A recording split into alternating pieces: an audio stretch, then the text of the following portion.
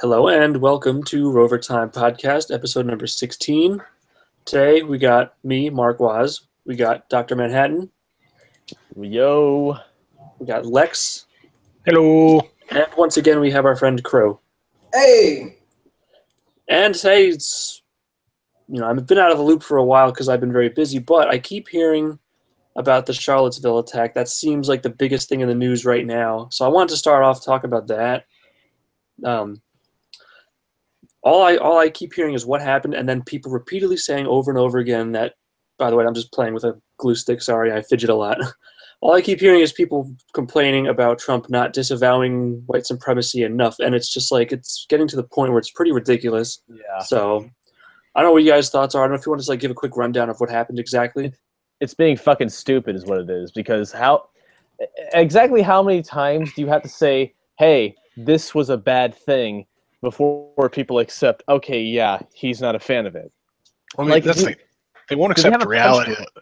They won't accept the two realities that it was not just a rally of neo-Nazis, and it was not just peaceful people who stand up against totalitarianism in the protesters. Yeah. Like, both sides had some mix in there, and there were a lot more violent socialists than there are anyone will admit to, and there were a whole lot less neo-Nazis than a lot of people point to. Nobody's really talking about like the Oath Keepers and those guys that were there, because they didn't do shit. They were the ones with guns standing around in fucking body armor, and they're like, no, you're not coming near us, and you know it. And you know what? Nobody came near them because they were heavily armed. Exactly. That's also how nobody got shot. For all the violence that happened there was not a single bullet fired. So like those dudes proved a little bit they know how to operate guns at a protest and be perfectly fine. So cool. But though they aren't getting any attention because they didn't cause any shit. The media only wants to talk about the people that started shit and did horrible things.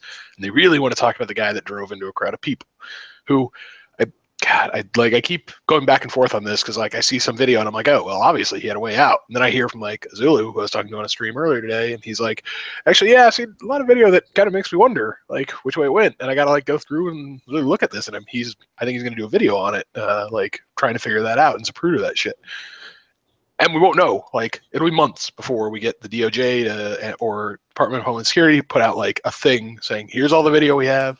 Here's where he could have turned, or he had no real escape route and he panicked. Like, it's one of those two things.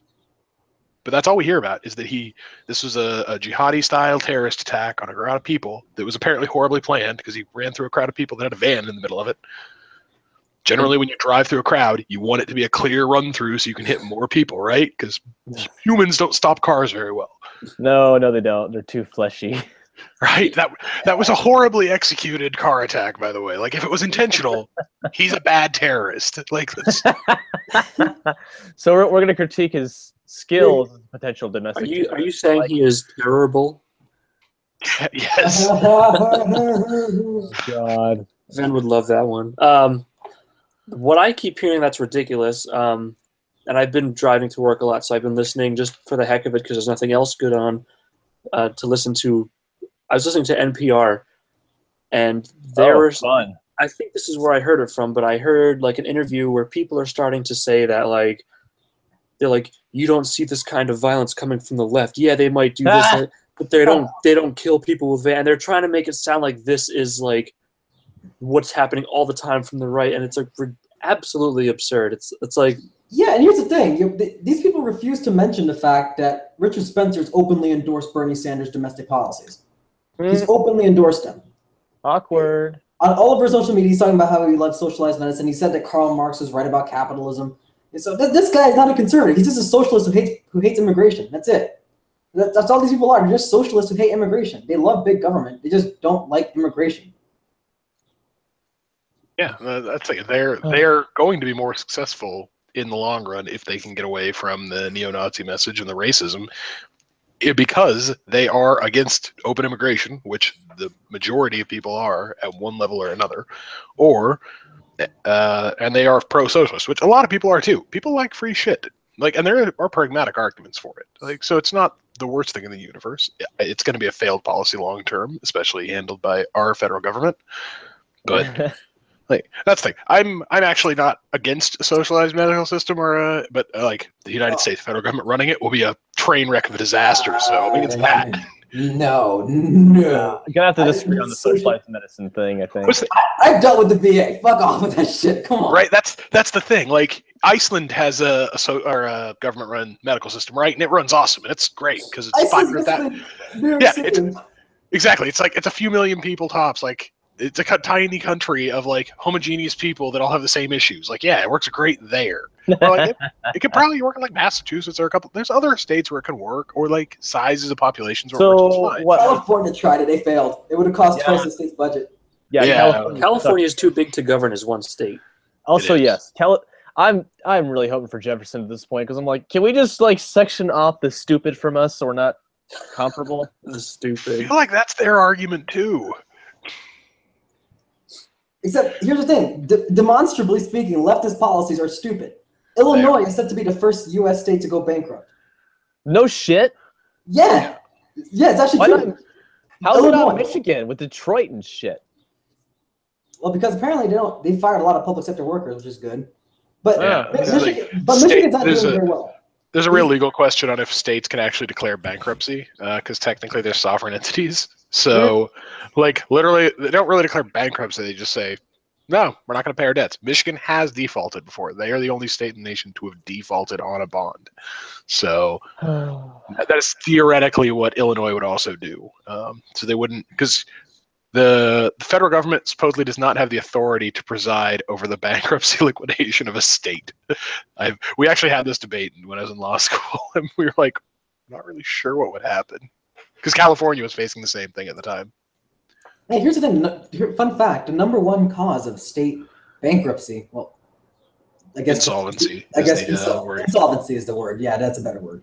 I guess the number one source of state insolvency is public sector workforce, and salaries and the pensions. Yeah, retirement plans in specific, because they're designed around whatever. They're always negotiated in the middle of economic booms, because we generally have more booming periods than we do lagging periods, right? And so they're always gauged against these escalating investment returns. So when the state says, we'll guarantee you 4% on the money that you invest in our pension, the state has to make 4% on that every year from the market, or they lose money on that over the lifetime. Like, that's not sustainable. Yeah. Just cut them off. Jeez. But, I mean, I guess back to what we're talking about. Just this weird mischaracterization of what's going on.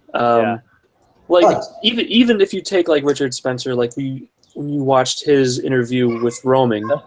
Oh no! Like a man who can't take a sucker punch is gonna say mean things. Who gives a fuck about Richard Spencer at this point? Besides the like 1,000 people carrying tiki torches, what's the fucking danger here? That's what I'm saying. Like even Richard Spencer, like he wasn't like advocating violence. I think his things, like his opinions and views and solutions, are wrong. But like, yeah, he sounded like he wanted like a peaceful, like split. Not that would happen, but like, yeah, exactly. They're trying to take this one event and make it sound like everyone is like super violent on the right, and that's all there is. Yeah, right. Let's think. If there's like 500 probably dudes in the United States who want to have a violent race war, right? I mean, maybe there's a few more. Like, let's say on the outside, the absolute worst case scenario, there's maybe 10,000 people in this country that want a violent, open race war to happen and for everyone to be dragged into it. There's maybe 1 million, like tops, that are like, yeah, you know, if we could just buy or like segment out a good chunk of the country and that would be white only, we'd be good with that too.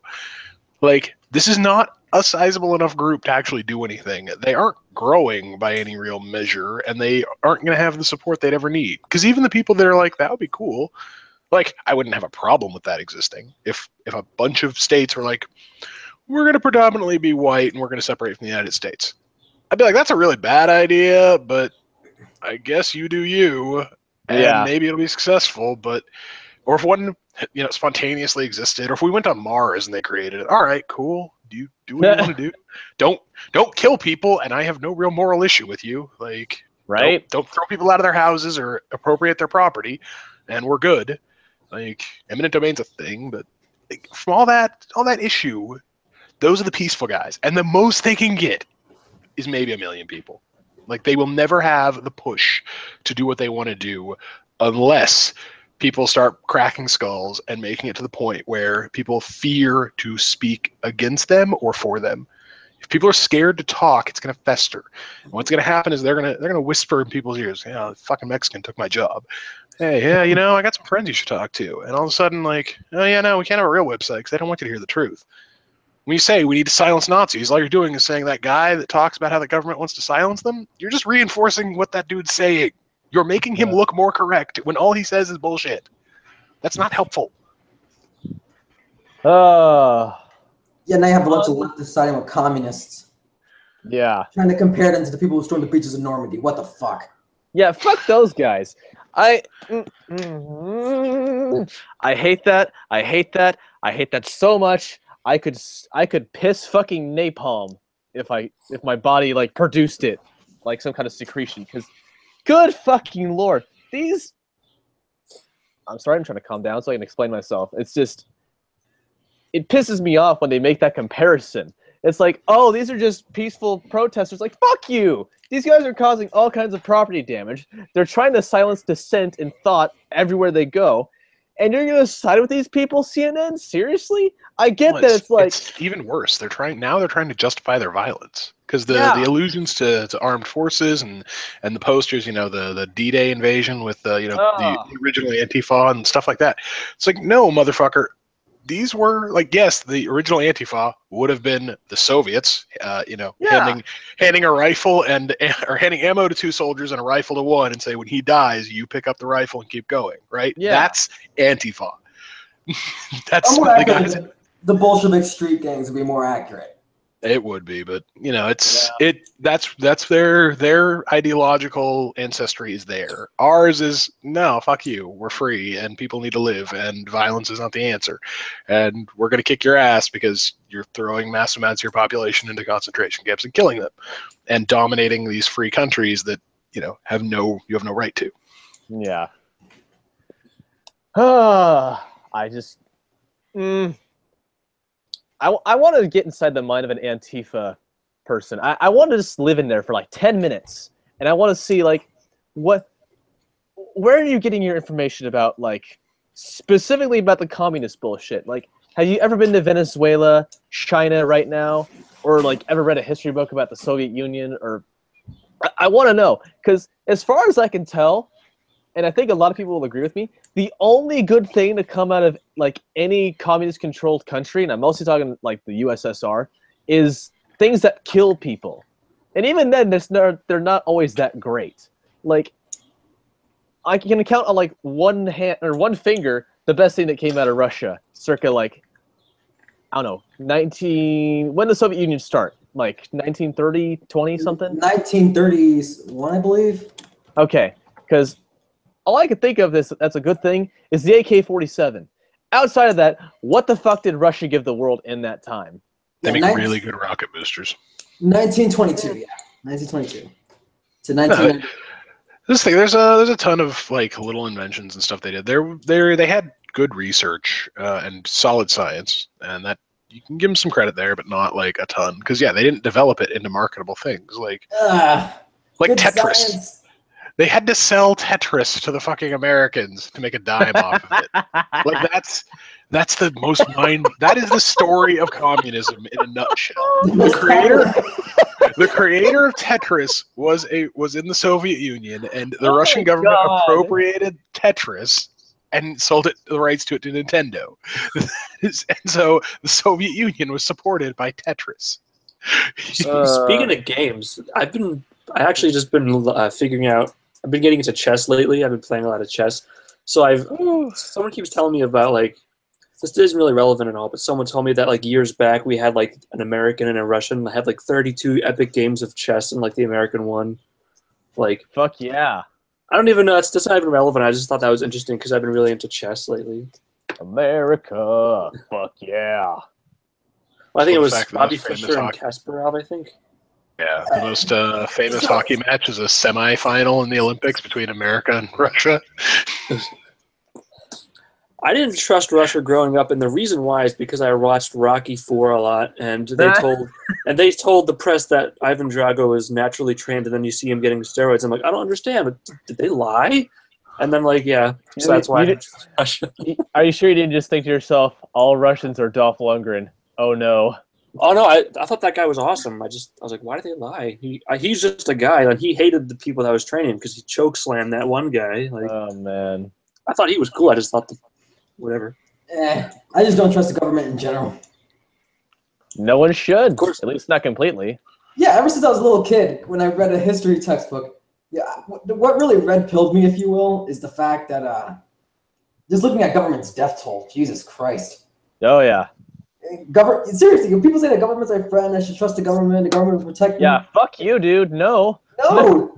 Yeah, it's these leftists who actually think the government's got their best interest in mind. No, governments have killed way more people than private individuals with guns, and they want to take away my guns? Fuck you. No. And that's, like, part of the argument that is compelling when you get into, like, the realm of anarcho-capitalism. Yes. Just look at how much damage government's done. Yeah, and that's why I fell into that. Anarcho-communist. That's like the most diametrically opposed thing I've ever heard. Yeah. So I mean, eventually communism descends into anarchy. No, it doesn't. It never does. It's always a dictator. It never goes into anarchy. But then it descends into anarchy. Like right now, Venezuela is basically anarchy. Like there's no real force there controlling anything. It's a bunch of military and police heads that are keeping some semblance of order. What is it, like $120 for like a roll of toilet paper in Venezuela? Something like that, I bet. At this point, you might as well just call it priceless. Like their entire economy is broken down in a way that you didn't even think was possible. Like in the modern age, I'm utterly shocked that an economy can break down that badly. Because Venezuela was not like an underdeveloped country. It certainly wasn't first world or like, completely amazing, but it was still a functioning economy that had, free market elements. But it's clear evidence of how having free market elements does not protect you from shit in the terms of the horrible things of socialist and communist actions. No, they had absolutely no economic freedom. That's why they were so dependent on one commodity, oil. And once oil prices went down, their entire economy went to shit. They had any semblance of economic freedom, that wouldn't have been a problem. That's like they had very limited, but they couldn't export whatever they wanted, and they couldn't. They had to do everything by government fiat and central control, and that central control never really was flexible enough because corruption's a thing. It's like I want to say it's a Latin American thing, but like fuck it. It's a global thing. It's a human thing where like you put a bunch of power into a place, and all of a sudden, hey, corruption. And this is a hallmark of every system, but some are more resistant to it than others. Like in America, you can have corrupt government officials. It doesn't really stop you from going into business, right? Because our system doesn't require government approval. It does. They have to be super corrupt to the point where they want to stop you from being in business. So they can't incidentally. They can't just be lazy and fuck you. Yeah. They can't just be lazy corrupt. They have to be actively wanting to screw you. That takes effort. You go to a communist country, they can just be lazy and they fuck you. You can't start a business because someone won't stamp your paperwork because they don't want to come into the office that day. That's a whole level of corruption above and beyond just the I want my piece. Because you can pay off a dude who just wants his piece. You should see John Stossel's special where he tried to open up a lemonade stand in New York City. Oh yeah. That was insane. Just try to open up a fucking lemonade stand. I want to try to look that up later. Remind me that. I might have to. You should, dude. It's fucking hilarious. It's insane how much you had to go through just to open up a fucking lemonade stand. Yeah, Stossel did, and I think still does. He might be retired now, but he did a lot of really amazing work for the libertarian cause of like really getting down to brass tacks about like where things hurt regulation wise for the average person trying to do something. Exactly. So, Hong Kong is a fucking rock, by the way. Hong Kong is just a fucking rock. And in under 50 years, they went from third world shithole to first world prosperous country. Economic freedom, by far and beyond, the greatest anti-poverty tool to ever exist in the history of mankind, bar none. That's the thing. Hong Kong shows some of the drawbacks there too of completely unregulated systems where you have like areas of the city, like middle class areas where you just have wires and shit strung all over the city, like, and people just siphoning off power and shit. Like That was a really huge deal for them for a while, and it was a huge safety hazard. Like there were a bunch of building fires about it, and a lot of people like died from that. They didn't need to. When like you can just have some very simple and practical like platform rules of like, hey, you can only put wiring here, and like maybe limit the number of people. Like not everyone needs their own private energy network, right? We can communalize that a little bit, and have a few competitors for it. But you have to have that competition designed in if you're going to have those kinds of systems. And that's where the practicality meets the like total freedom argument. When you have things in common, you have to have some sort of a conflict resolution system. And communist is really bad at it because it's one centralized authority trying to do all of that conflict resolution. And so that they're bad at it because they can't be expert in everything, and no one has the energy to administrate an entire economy. And socialism isn't so much better than it because it's so easy to become corrupt and to get corrupt people chase that power because they have so much of it. And the American system is almost as bad now because we've given so much power to the government. So people who want to do corrupt things go to the government and they become entrenched in it. Yep. Uh, Yeah. A lot of people I just depressed the fuck out of myself. A lot of people are too motivated. Oh God, Lex, do you want us to like give you a hug or pat you on the back or some shit? I'll be okay. Well, okay, hold on. Here we go. I'll just pretend this green pillow's you. There. It's okay, buddy. All right. A lot of people are too motivated by jealousy, especially when it comes to tax rates on the rich. Just tax the rich. Look, people need to look up the Laffer Curve for fuck's sake. Once you look up the Laffer Curve, you kind of get red-pilled on taxes. Saying that higher tax rates means more government revenue is like saying that charging more for milk is going to make a grocery store more money. That's only true to a certain point. If they're charging $100 for a gallon of milk, no one's going to buy milk. Charging 90% top marginal tax rate, people are going to leave the country. So that's happened in France. They raised the top marginal rate to 70%, and the rich people just left. They just straight up left. Marx knew about that. That's why he designed it had to be a global system. Communism doesn't allow for any alternative systems to exist around it, because they know that the people with, as they put it, as the people with the wealth and the means of production will leave, right? And they will take that money out and that worth and that value with them. And it's like, well, yeah, because your system's shitty for them. So that's not shocking when they do that. But they fully understand that, or at least the intellectuals of the group, the ones that are actually making these policies, they get that. Like they totally understand that that's a thing that's going to happen. And so they try to do things like wealth restrictions. Like Russia, you can't leave and China too has the same rules. And a lot of the reason why people are buying property instead of trying to transfer cash out of China is because that's one loophole they have. And they're trying to close down on is that you can buy a house if you have business outside of China with your funds that you made in China. Well, all of a sudden, if you're trying to get as much money out of China as humanly possible, a £4 million flat in downtown London sounds like a pretty good investment, doesn't it? Yep. Or Toronto, or there's a lot of other places. And this is where property values in some of these cities, and it's particular cities that are just going through the roof. And they have a lot of vacant property, or a lot of property is getting rented out at not quite market rates. And you're like, why? Oh, because, this dude's trying to siphon money out of China.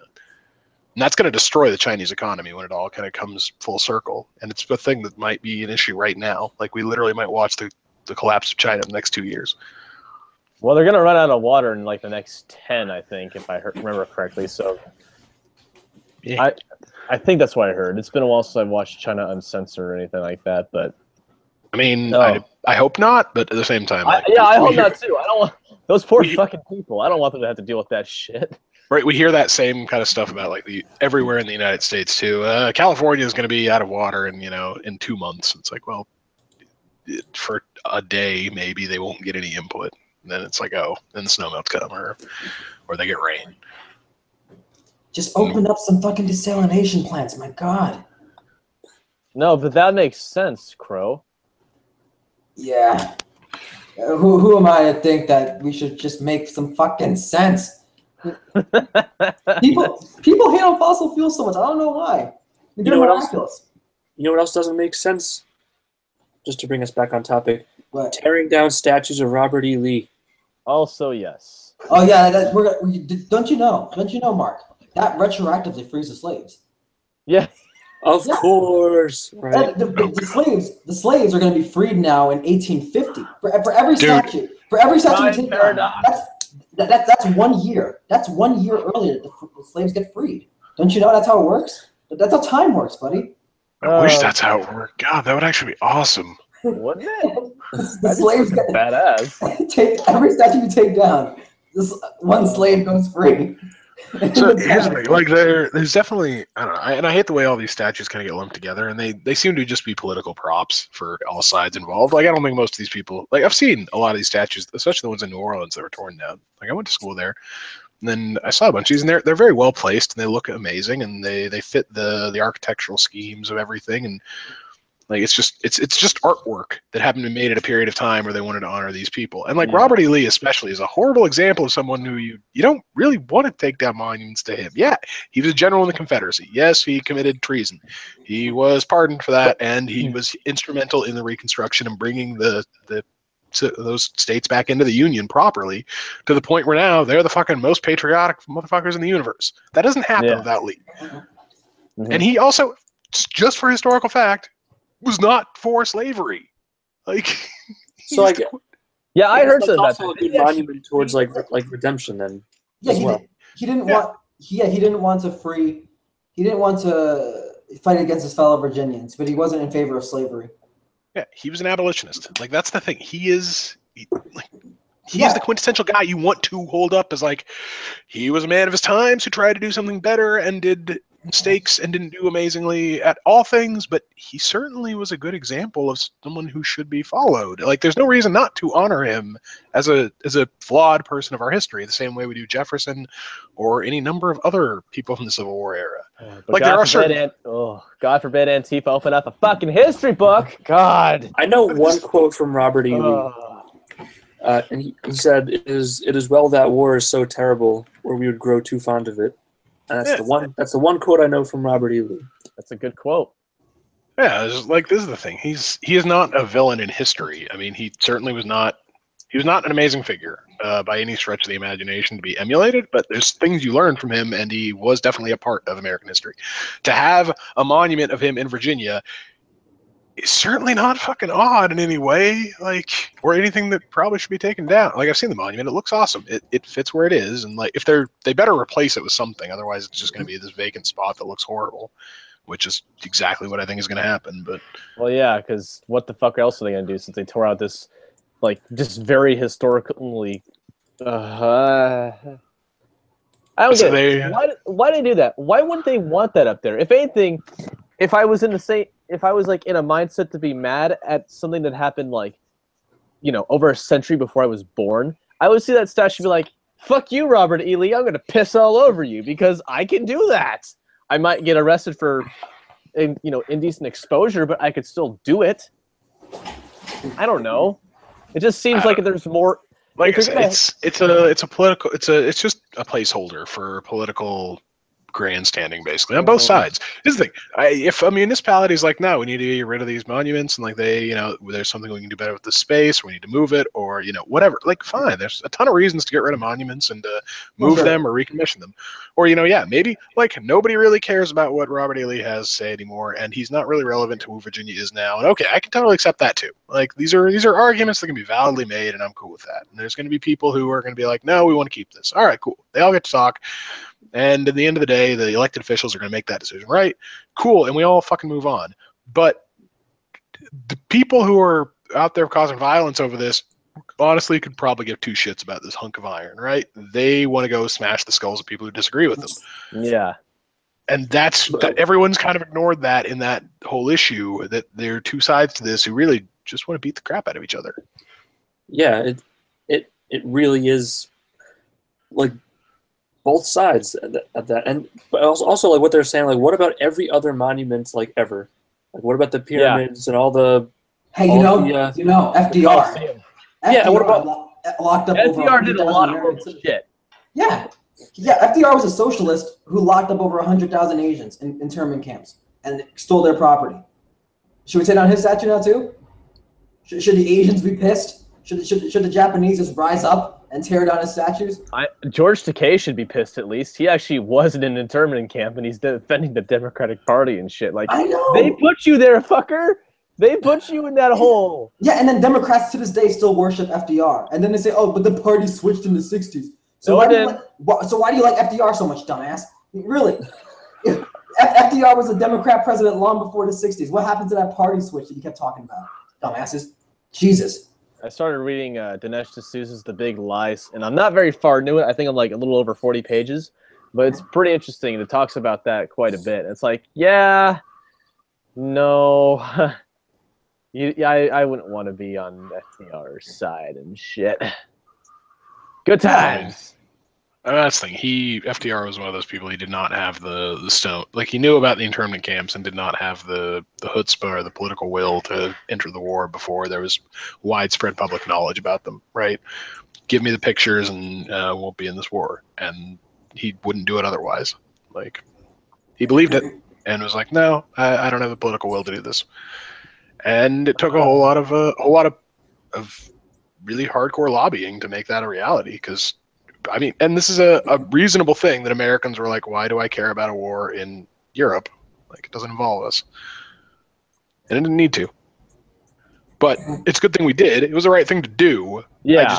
I get the argument of like not involving us, but Roosevelt wanted to be in it and didn't want to try to pitch it to the country before Pearl Harbor or the photos of the concentration camp came out. Like, thank God for Pearl Harbor. For as far as like fighting Nazis. Those are words I never thought I would hear.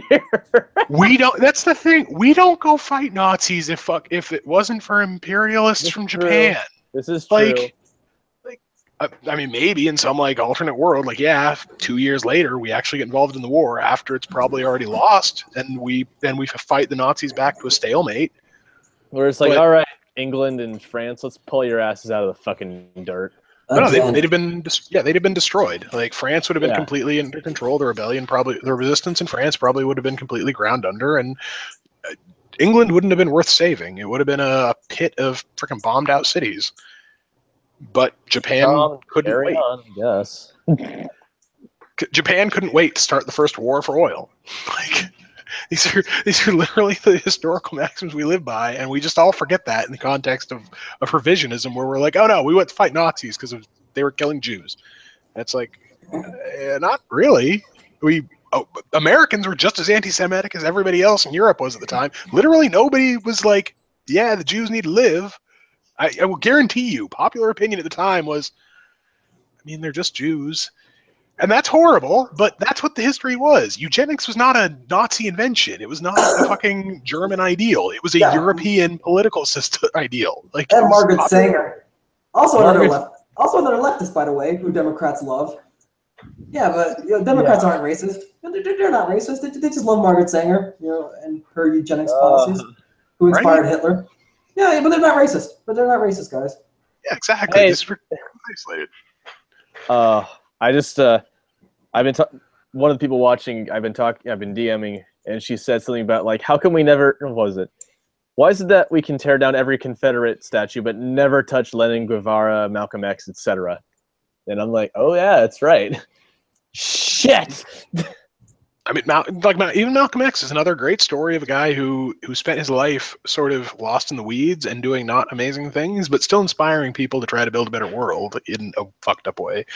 And then eventually, shortly before he died, he came around and realized, like, I fucked up, and tried to do everything he could to repair that damage, and then got shot for it. Wow, I'm an asshole. It's like Malcolm X is a martyr to his own bad crime or bad issues in his life. Like, he got killed because he basically was like, I was wrong.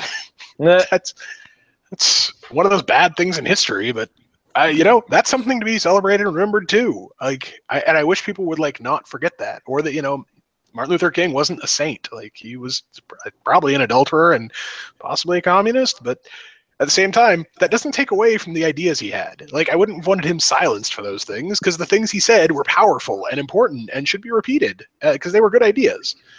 Just because he might have had some other not so great ideas, either in his personal or public life, doesn't mean that the good things he said need to be dismissed. His ideas were powerful and important and should be conveyed. Same with Washington. Same with Jefferson. These are not people who were perfect. Washington especially. Like, we know he did all sorts of like fucked up shit and probably started a Revolutionary War for his own business interests. But you know what? He ended up making a pretty awesome country. Oh, and yeah. like once, rubber hit the American road. motherfuckers. I heard that George Washington was also like, extremely compassionate towards his soldiers. Like the story where, like he walked and let a wounded soldier ride his horse just because, like. Yeah, no, he seemed like all stories conveyed say he was a genuinely good human being. But it's also entirely possible that his support of the early revolution and the reason that he like got on board with it is because he was a property developer, speculator, and you know it was cutting into his profits. So like his initial motivation might have been kind of greedy, which you know is more of the greed is good philosophy that kind of objectivists and you know the Reagan era '80s guys had, and they're not wrong. Greed starts us down paths where like we want to better our own lives, and oftentimes that leads to us bettering a whole lot of other people's lives. And Always got to be a jumping off point, right? Yeah, like Bill Gates. He wanted money, and he made a lot of money. And now we have computers that are super fucking good, thanks to Bill Gates. So, yeah. yeah, exactly. Yeah, like human nature and life takes you places, and it's what you do with where you're at that makes you like. Exactly. Yeah, exactly. Bill Gates, you know, he may have been motivated by I want money, but now, you know, in Ecuador, you know, when I was born, when my dad was born, you would have to wait hours, not even hours, days. You had to sit in a line to get a birth certificate because they could only print a few per day because the record keeping was just shit. But then, thanks to Microsoft, boom, get a birth certificate in 5 minutes, less actually. Just type in some things into the computer and then boop, print, done. Thank you, Bill Gates. And a ton of other people involved too. Like, and they were all motivated. They were all motivated by pretty much the same motivation of like, I want to make some money. And then eventually, like, they made some things that made the world a lot better and a lot easier and work a lot faster and leave more time to work on other things and do more good things. And you know, there's pain points and all of that, but yeah, you're right. The bottom line is people working towards betterment of themselves generally tends to have good effects on other people, so long as they operate, you know, within the law and are they're upfront about everything. But generally speaking, transparency equals doing good things. People who say I'm doing this because, or this is why we're doing it, generally have a pretty good rationale, especially when they're being honest. Yeah, it's only when the government gets involved that things get fucked up. And even if it is greed, like it's not even particularly bad. Like, why do people want money? So maybe they can support a family, or maybe they could buy things that give other people money so that they can support their families. Like, just wanting money isn't necessarily a bad thing. Like, yeah, exactly. As long as you earn it. It can be unhealthy, but it can be unhealthy in the same way that you know the suicidal compassion that these NGO workers feel is bad too. Wanting to help every single person in the world is helping absolutely nobody and is making life worse for a lot of people. The false hope that somehow Europe is going to give away free money forever is driving tons of people to die trying to go to Europe. When they could be actually improving their countries instead. Which I guess is a good point to lead into the next part of this week's news. But the more other terrorist attacks, other than the whole Charlottesville thing, was the one in Spain, right? That's Barcelona. That's by, and I don't know if these are linked because it's been hard to. I don't feel bad for Europe, you know, to be honest with you. Europe kind of dug its own grave at this point. What is this though? Like the first terror attack in Spain, so now they're involved in the war on terror. It's the first terrorist attack in Spain since 2007, but there were a series of them before that were Spanish separatists. They were closer in tenor to the IRA than they are to jihadists. From exactly, they wanted a separate country from Spain. Hence separatists. Yeah, they wanted. What was the rationale? I guess I don't know what went down in Spain. I'm confused now. I'm just like, hey, I'm being a dumb fuck American. There's a section of Spain that is that very much does not feel ethnically or culturally integrated with Spain itself, and they tend to get shat on. And they're a fairly poor part of the country, so that's why they got violent. And they couldn't get an independence vote. They, I think, did get an independence vote, and they didn't leave.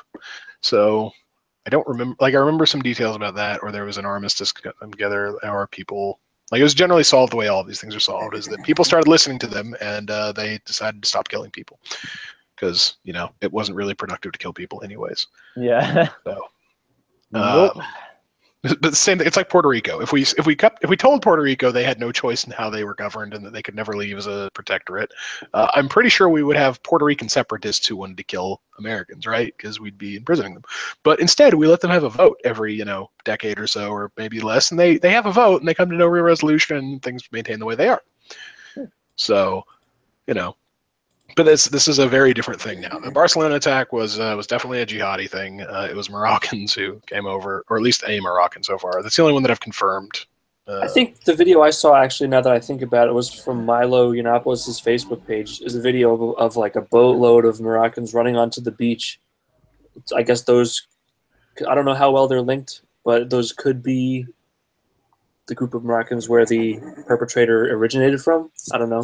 But, they also could have come in from France. Apparently, that's another track where they get in quite a few. A lot of them come to Spain because of various reasons, but I guess Spain still has a better, an easier reputation for government assistance. So, this is like France is not the kindest country in the world to immigrants. So, I mean, French people are kind of assholes about their culture. I was going to say, French people seem like they would be snooty, pretentious cocksuckers about things. Well, yeah, and that's the thing. In France, you don't have language acceptance. You don't have a lot of cultural acceptance. You basically have to become. I know some of that's shifting, but that's like Steven Crowder went off about how like you can't. Or not Steven Crowder. I'm thinking of Gavin McInnes's video, and he was talking about when people move to Canada. He's like, "Where would you move to?" And he's talked about Quebec. And I think it was, and he's like, you can't work there unless you speak French because like it's pretty much dominated by French. Mm-hmm. And legally, they have literal language police who go around making sure that French signage is larger than English to abide by the province's laws. Like that is literally how, and that's not just a Quebec thing. That is a very French thing. Like the French tourists don't go out of their way to speak English when they travel. Even when they're in English-speaking countries or any other language, like they expect you to speak French first, and they'll like fall back because they, like every other European nation, speak English as a backup language. So, but it's a thing there. So yeah, these Moroccans would definitely go to Spain, where final summation. Fuck France. Fuck France. I mean, so it's hard for me to say fuck France for them being like we like being French because.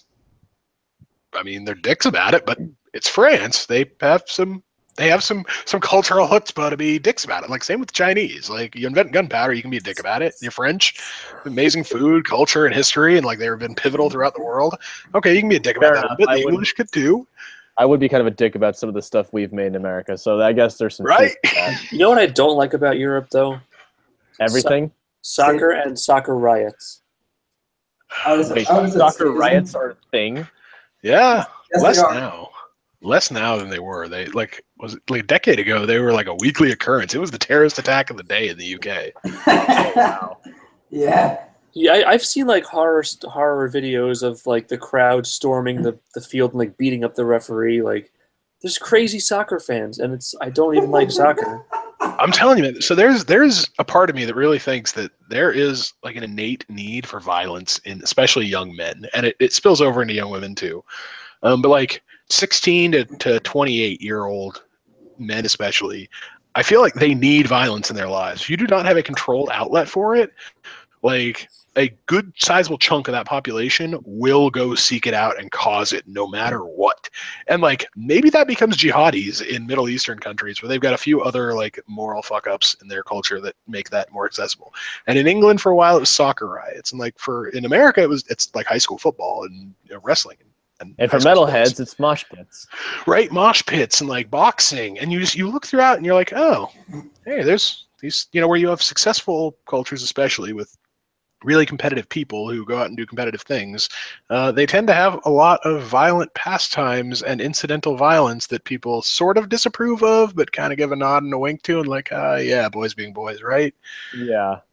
And like, I'm wondering if we've moved so far past that, and like, I'm wondering if these white nationalists are kind of in that same vein, where they're seeing these Antifa people who I think are also in the same vein of like they're causing havoc and violence.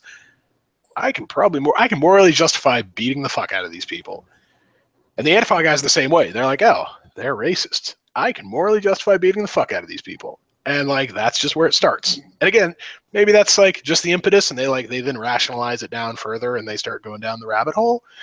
But I wonder if that is like the chief motivating factor of like, I want to start down this really dumb path that doesn't seem to be very profitable for anyone involved. Because that always confused the fuck out of me. How do you start someone on the path of being a terrorist, right? Like a suicide bomber especially. Or these knife attack guys too, because they always die. Like they're just as suicidal as a bomber, right? But it's probably an easier sell to tell them like, yeah, no, you can totally live if you negotiate with the police. I just... I see Minding Freedom in the chat. He's talking about soccer is great. Sorry. No, it's not Minding.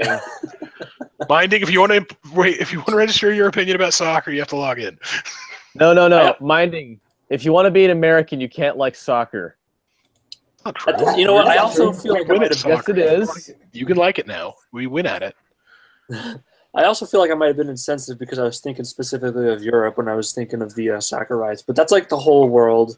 Everyone that cares about soccer. It's also like South America, you know. Yeah. Like they have soccer rights too. Like that's the global thing. I'm thinking of Eurotrip when I saw the guy for Manchester United. It's just soccer. This is just a soccer thing. I don't know what it is about soccer, but people are getting crazy about it. That's why I call it sucker. Yeah. Stupid. Anyway. But I want to say something about Europe as statism. Yeah, it's the pent up frustration of all those 0-0 games.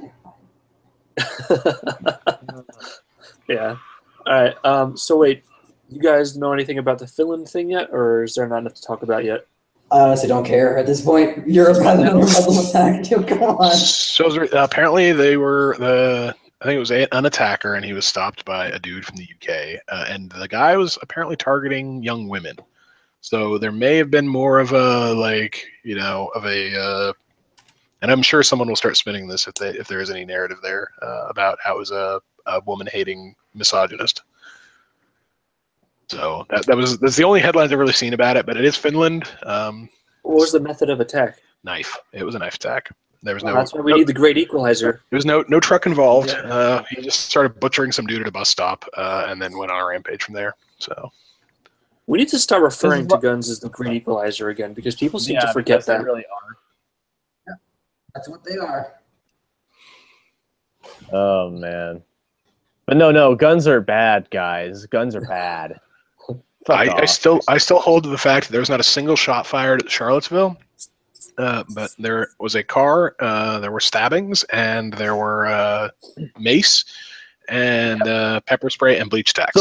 So literally anything that wasn't a firearm that could have been there. Yeah, literally the only implement of violence that I've heard of in the last 25 years that wasn't used at Charlottesville was a gun. So, fuck you, leftists! I want my damn 45. Right? I want to see. It's not even like you didn't have heavily armed people with quote unquote military style weaponry on them, because they were standing right there. They're in every goddamn shot of the second day. God. And but see, with the whole, like, they're not going to make, like, you can't make knives inaccessible, and you.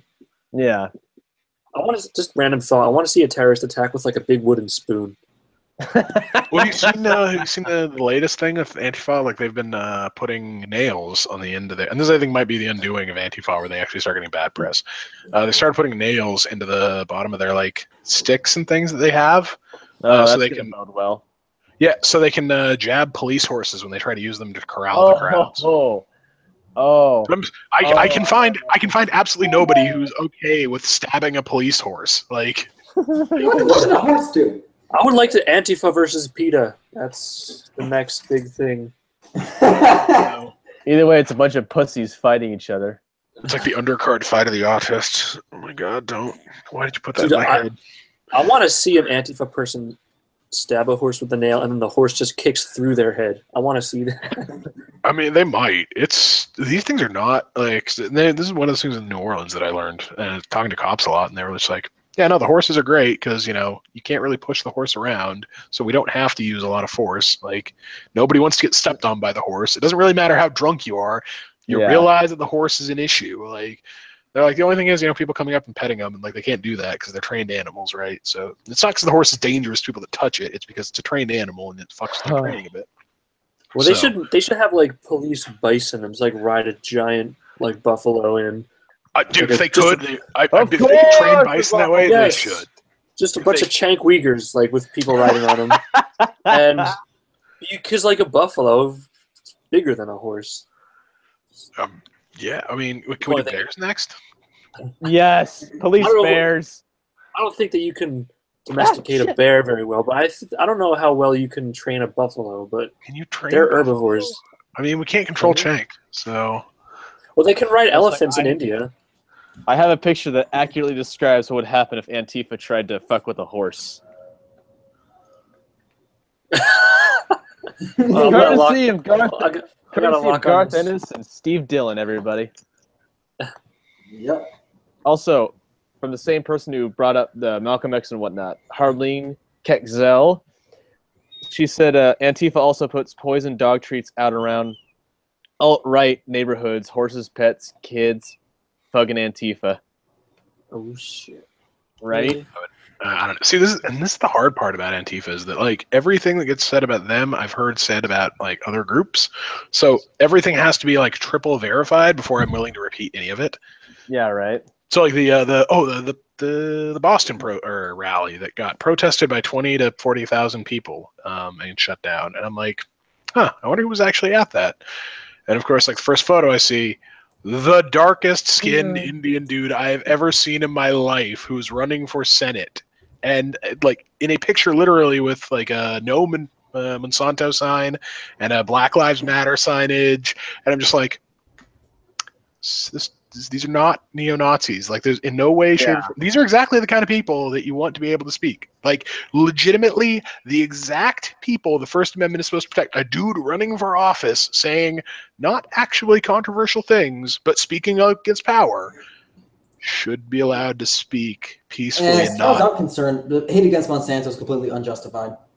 Yeah, I mean, I kind of think so too, but at the same time, like people can say it, like, and they can rally about it. Yeah, but it's not controversial. Talk to anyone who actually works in agriculture. You'll see that it's pretty controversial. Yeah, yes. Like Monsanto's, it's a multinational corporation. They're gonna have people that hate them, people that like them. They're like, it's all just a thing that should be discussed. Like, I wouldn't support anyone who's like, Monsanto should be allowed to speak. I haven't met a farmer who doesn't like Monsanto, really, except for the organics, because they're idiots. Oh yeah, it's a different side of the conversation. Like I would disagree with you on that. That's the thing. You wouldn't want either of those sides to be silenced. Like, of course not. So like that's the I'm totally okay with like a whole bevy of positions and people talking about them. I mean, I'm even okay with people talking about having ethno states and like the pluses and minuses of that, because there are minuses to it too. Like these people who try to say like Japan and Israel are models of social progress and like we should all emulate them in every way. I'm like, no, fuck you. Israel is a fucking war zone and not the greatest place on earth for even the people that are, Jewish long-term Israeli citizens. And then Japan is similarly like an awesome place for rich people to go live and for people with high skill sets to live. But they can't even convince themselves to procreate properly at this point. So maybe there's a problem there that we might want to look into before we all say, let's all be, homogenous cultures. So, like there are rational arguments. And these are rational arguments I didn't have a month and a half ago or 2 months ago when I started getting into this topic with people. And because I didn't immediately say, oh, you're an ethno-nationalist, I'm never going to talk to you. Now I know how to argue with them because I did it. You can't get that by just saying, no, you're a racist, fuck off. Like, that doesn't happen. That's not how you debate people. It's not how you learn either. And it's like... Also, and then, of course, I met Renegade of Funk. He's like 160 IQ, fucking dark black dude who legitimately believes in the idea of ethno states. He lives in Japan and is married to a Japanese chick and has 2 kids with her. And it's like, yeah, I'm kind of a hypocrite, but like, this is why I believe this. And he goes through the details. And I'm like, oh, that's a rational argument. And I pick it apart. And we go back and forth and we're respectful about it. But I'm like, oh, you're the smartest ethno-nationalist I've ever met. And he's like, yeah, a lot of them are dumb. And here's why they're dumb. What's his name? Renegade of Funk. I wouldn't say. I can pull up his blog. Renegade of Funk? Yeah. I can't stop hearing the Rage Against the Machine song. I got the Tetris theme stuck in my head since Minding brought it up again in the chat.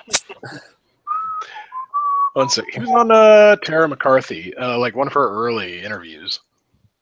Because she wanted to talk to the black dude who was a freaking basically an ethno-nationalist. He also is like weird. He like thinks only married people with families should be able to vote and like that kind of stuff. Whoa, that's weird. I wouldn't be against that actually. I think I think a better thing would be that anyone on public assistance shouldn't be allowed to vote. That'd be much better. Could probably get me into that. Yeah, just going to the chat here.